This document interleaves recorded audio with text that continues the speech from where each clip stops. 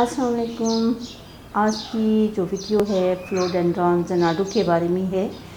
और इसकी जो एक इंटरेस्टिंग चीज़ ये है कि वैसे तो ये एक पॉइजनस प्लांट है जो बच्चों के लिए और पेट्स वगैरह के लिए हार्मफुल है, लेकिन इसके साथ साथ ये एयर को क्लीन भी करता है। इंडोर ग्रो किया जाता है और बहुत खूबसूरत लगता है। इंडोर आपको इसकी कुछ थोड़ी सी केयर करनी पड़ेगी। इसकी जो अच्छी ग्रोथ है वो ब्राइट और इनडायरेक्ट सनलाइट में होती है। अगर आपने इसको लो लाइट वाले एरिया में रखा है तो सूरत में ये होगा कि इसके लीव्स जो हैं उनका कलर डार्क ग्रीन होने लगेगा। और अगर आपका जो प्लांट है उसके कलर डल हो रहे हैं तो उसकी वजह ये हो सकती है कि आपने उसको डायरेक्ट सनलाइट में रखा हुआ है। और अगर आपका प्लांट ज़्यादा देर वहाँ पड़ा रहेगा तो उस सूरत में इसके लीव्स जो हैं वो बर्न होने लगेंगे। इसकी जो सॉइल है उसको आप मॉइस्ट रखेंगे तो इसकी ग्रोथ ज़्यादा अच्छे से होगी। लेकिन सॉगी सॉइल जो है वो इसको नुकसान पहुंचाएगी। इसकी जो मॉइस्चर जो है अगर इसमें ज़्यादा मौजूद है तो इसकी रूट्स जो हैं वो रोट हो सकती हैं।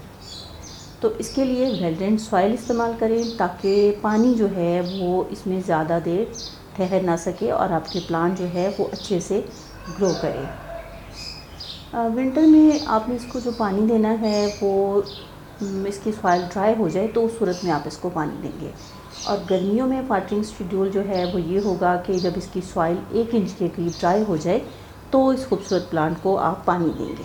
और ये इसकी अच्छी ग्रोथ के लिए, फास्ट ग्रोथ के लिए ज़रूरी है। इसके पत्तों के येलो होकर गिरने की एक वजह तो ये हो सकती है कि आप ओवर वाटरिंग कर रहे हैं, लिहाजा इसकी वाटरिंग का आप बहुत अच्छे से ख्याल रखें।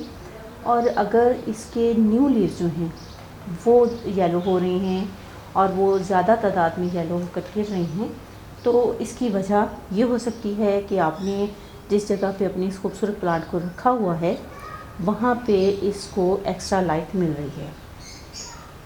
और इसकी स्टेम जो हैं अगर लैगी हो रही हैं तो उसकी वजह ये हो सकती है कि इसके आपने रोशनी जो है वो इसको कम दे रही हैं, लैगी हो रही है। और ये कि इसके लीव्स का जो गैप है वो बढ़ रहा है। ये लीफ निकला, ये साइज़ है। दूसरा जो है ये न्यू ब्रांच निकल रही है वो इससे भी लंबी जा रही है। गैप जो है बढ़ रहा है एक लीफ से दूसरे लीफ का, तो इसकी वजह लो लाइट है। लो लाइट में भी इस प्लांट की जो ग्रोथ है वो मुतासिर होती है।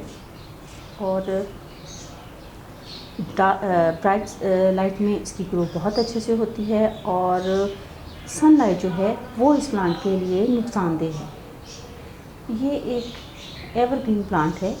और अगर आप देख रहे हैं कि अभी तो मेरा ये प्लांट छोटा है, तकरीबन इसकी 1 साल एज है, तो उसमें आप ये देखें कि अगर आपके प्लांट की ग्रोथ जो है उसके लीफ जो हैं छोटे हैं, इसके लीफ काफ़ी बड़े साइज़ के होते हैं। तो अगर आपके प्लांट के लीफ छोटे हो रहे हैं तो उसकी वजह ये हो सकती है कि आपने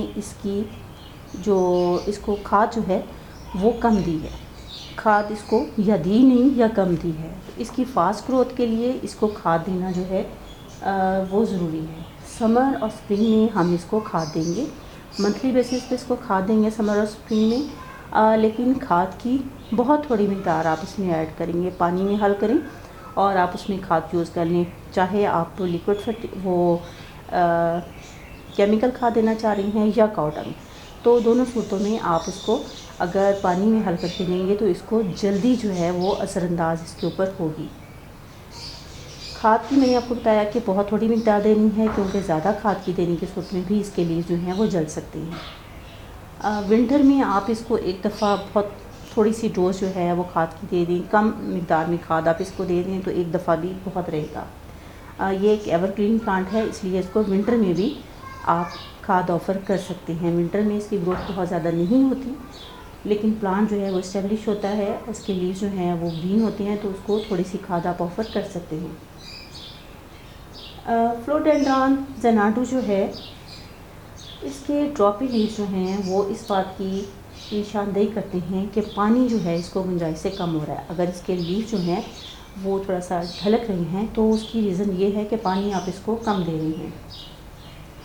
जब आप इसको पानी देंगे तो इसके लीव्स जो हैं वो दोबारा अपनी पहली हालत में अब वापस आ जाएंगे। लेकिन ज़्यादा बेहतर यही है कि आप अपने प्लांट को आजमाइश में ना ही डालें, तो क्योंकि कोई भी स्ट्रेस जो है वो किसी भी प्लांट के लिए कुछ ना कुछ ज़रूर नुकसानदेह होता है। उसकी ग्रोथ जो है वो उससे स्लो हो जाती है। इस प्लांट को ह्यूमिडिटी पसंद है, तो इंडोर जो है क्योंकि हवा की सर्कुलेशन इतनी नहीं होती है, तो आप ये कर सकते हैं कि एक ट्रे में पेबल्स वगैरह रख के और उसमें पानी डाल के इसको जो है आप उसमें भी रख सकते हैं, तो आपका प्लांट जो है उससे ज़्यादा जो है फ्रेश लुक देगा।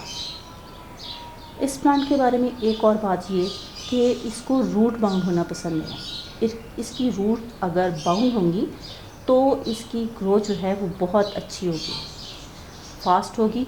तो इसके लिए ज़रूरी है कि इसको जब आप नर्सरी से लेके आ रहे हैं, इसका पॉट चेंज कर रहे हैं, तो बहुत बड़ा पॉट ना लें, क्योंकि पॉट बड़ा होगा तो ये प्लांट जो है रूट्स बनाने की तरफ चल पड़ेगा। इसकी रूट बहुत तेज़ी से फैलती हैं, बहुत ज़्यादा होती हैं। तो छोटा पॉट लें ताकि ये प्लांट रूट बाउंडेड हालत में हो। रूट बाउंड होगा तो इसकी लीफ की ग्रोथ जो है वो ज़्यादा अच्छे से होगी। इस प्लांट की प्रोपगेशन की बात करें तो इस प्लांट को आप डिवीजन के ज़रिए न्यू प्लांट बना सकते हैं, या इसकी बेस से ऑफसेट्स निकलते हैं, बेबी प्लांट होते हैं, उनको आप अलहदा करके उससे अपने लिए न्यू प्लांट जो है ग्रो कर सकते हैं। ये एक मेरा खूबसूरत प्लांट है और अभी इसकी साइज़ बहुत छोटा है, लेकिन जो इसका साइज़ बेहतर होगा तो मैं अपनी पेट से बचाते हुए इसको ऐसी जगह पे ग्रो करूँगी जहाँ मेरे ये इंडोर खूबसूरती को मज़ीद बढ़ा सकें। उम्मीद है वीडियो आपको पसंद आई होगी। अपना और अपने प्लांट्स का खूब अच्छे से ख्याल रखिए। आइंदा आपसे फिर मुलाकात होगी, तब तक के लिए अल्लाह हाफ़िज़।